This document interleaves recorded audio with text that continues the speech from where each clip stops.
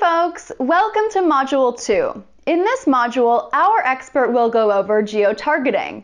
So get ready to take some notes and let's jump right in. All right, so let's go over some of the ways that we can use geo-targeting in our advertising. And keep in mind, this is just one layer of targeting that you should plan on overlapping with other layers like we discussed in the first module. Now, geo-targeting doesn't just mean picking a specific city or region, although that's obviously something that you're going to do if you're a brick and mortar or a local business. Instead, geo-targeting means choosing locations based on your existing market research and choosing an area that has the greatest number of people who you're trying to attract and convert. So before we do any geographic targeting, we first need to do some geographic research. And we'll use a couple of examples here. First off, let's say that we're selling something specifically to affluent people. So let's say it's a real estate related offer or arts and antiquities or an investment opportunity or heck, I don't know, even a special new golf club that we're trying to sell, since the golf niche tends to skew a little bit towards the affluent side. Well, one of the coolest tricks for that kind of research is the U.S. Census Bureau at census.gov. In this case, we're going to use the median household income map that they have over there on their website, and we're going to try and target a particularly rich part of the United States. So let's have a look here. It looks like the green that we're seeing indicates a median household income of $65,000 or higher, which is pretty darn high. Let's see. From what I understand, just looking at this map, but also from what I've heard, the East Coast around Virginia and Maryland are probably the richest parts of the U.S., or not necessarily the richest, but the areas where there are counties with the highest median household income. And that may or may not be correct. That's just what I've heard, and so we're just going to use that as a little clue, a little lead for an area to start our research just for this example. So let's have a look here and zoom into Virginia. So here's Virginia, and we're looking at, okay, 78,000 median household income, 80,000 right there in Clark County, $142,000 median household income in what's that called, Loudoun County. We've got 116, 124. So this whole area here seems absolutely ripe for exactly what we're looking for. So let's go ahead and focus on Loudoun County right here. I'm not sure if I'm pronouncing that correctly or not. And let's do a geographic targeting net that we're going to cast just over this county here. And we're going to do this inside of Google Ads. So we'll come over here to our Google Ad campaign. Let's come down here to the locations section, enter another location. And what we could do is go to advanced search and narrow in via the map. So let's go ahead and zoom in to that area of Virginia we were looking at.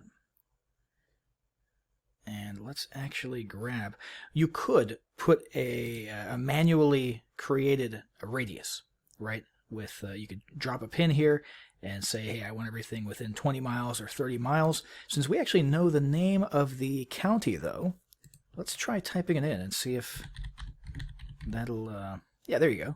That pre-fills. So let's go with target Loudoun County right there. And that is, oh, look, it's right next to the capital, Washington, D.C. So maybe that's part of why it's such an affluent county as far as its median household income. But there you have it. We've just selected that county, and only people within that county are going to see our ad. So that fits our desire to target rich people. So we would hit save, and that targeting would be saved into our ad campaign. And that's one layer. Once again, that's not everything. That sounds really cool, and it might make you want to jump and start, running an ad like this, but that's just one layer. For precision targeting, we want to combine this layer with other layers, which we'll do in the next module. But first, before we leave this one, let's toy around with another example. Okay, so that was Google Ads. Let's try geo-targeting with Facebook ads. And instead of doing the rich people targeting example, this time let's do, let's say we're selling a product designed to help people quit smoking. Okay, so what we want is some smoking research, some smoking geographics and demographics. And a great way to do that is, once again, we're going to be relying on a .gov here, okay? In this case, it's cdc.gov. CDC has a whole bunch of data on people who use cigarettes. Here's adult cigarette use throughout the United States. It doesn't do it by county. I bet if we dug really hard, we could find things based on counties and cities. We won't do that for this example. Almighty Google is your friend there, though. But it looks like the heaviest smoking counties here are going to be in the South and the sort of Midwest area.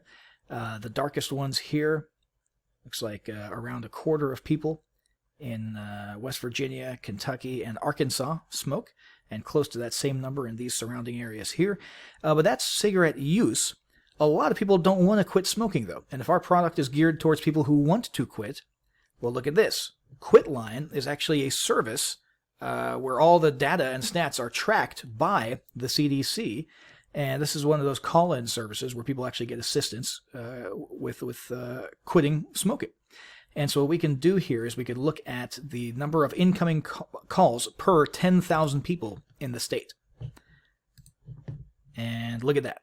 We've got, well, first off, what we know is that the smokers in West Virginia, Kentucky, and Arkansas apparently don't want to quit too bad, according to this data. But it looks like our hottest spots would be South Dakota and Oklahoma, because we have 39, almost 40, and almost 38 people per 10,000 population who are calling in asking for help with quitting smoking. So that would be a perfect opportunity to sell a quit smoking related product, right?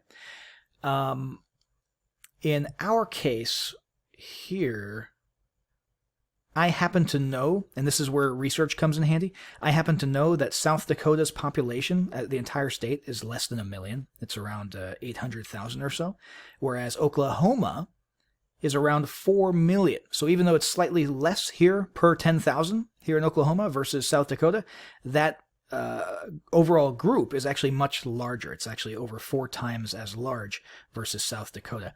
And so I'm going to go with Oklahoma here, and let's go ahead and go into our Facebook ads and do some geographic targeting for these people who want to quit smoking in Oklahoma. So let's come on over here to our Facebook ad campaign. We're going to come over here to locations, and let's just type in Oklahoma, select the entire state of Oklahoma, and what we're looking at there is 2,900,000 people. Now, remember, of that, roughly 40 per 10,000 have called Quitline for help quitting. Now, your average person who's trying to quit smoking probably does not call Quitline. So that does not mean that it's just 40 per 10,000 people who are trying to quit. What that means is that's a significant indicator, a signal, that a very large number of people, at least comparative, when you compare it to the rest of the United States, are trying to quit beyond that 40 per 10,000.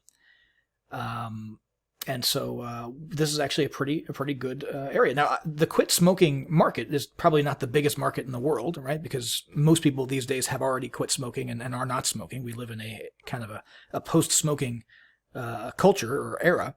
But as far as the smoking or the quit smoking market goes, this is actually a pretty sweet place to target. If we really wanted to, let's say we did some more, digging into the county or the city level statistics, assuming that that's out there, we could search and try to just target Tulsa or, Oklahoma City or a specific area inside of Oklahoma. But for our purposes right now, for our little quit smoking scenario, this is actually a pretty good shot group for us to target with a quit smoking ad. And it's as simple as that. You find good sources, reliable sources for data to do your market research, and then you target accordingly, just like we did for the affluent folks in the Google ads example. And it's the same thing here in the Facebook example with the people who are trying to quit smoking. The big thing to remember, though, is we're not here just to geo-target. That was just the purpose of this module. The purpose of the overall course is precision targeting, which means combining this layer, this geographic layer, with other layers of targeting. So what we would want to dig down further into with the quit smoking crowd would be, are their interests on Facebook that indicate someone is trying to quit smoking? Are there popular quit smoking books or programs that might pop up in the interests, and we can grab people who are associated with that? Are there certain types of, are there age ranges? Does the data show that there's age ranges or gender differences as far as, which demographic group is more likely to be attempting to quit smoking, and so on and so forth? So there's a whole bunch of things we can do here. This is just the geographic targeting aspect of it, and it's super duper useful when combined with everything else. So in the next module, we're going to be looking at specifically is the remaining layers of demographic and interest and placement targeting, and how we can sort of overlap all of those together to really hone in on the perfect prospect that we're trying to get our ads in front of.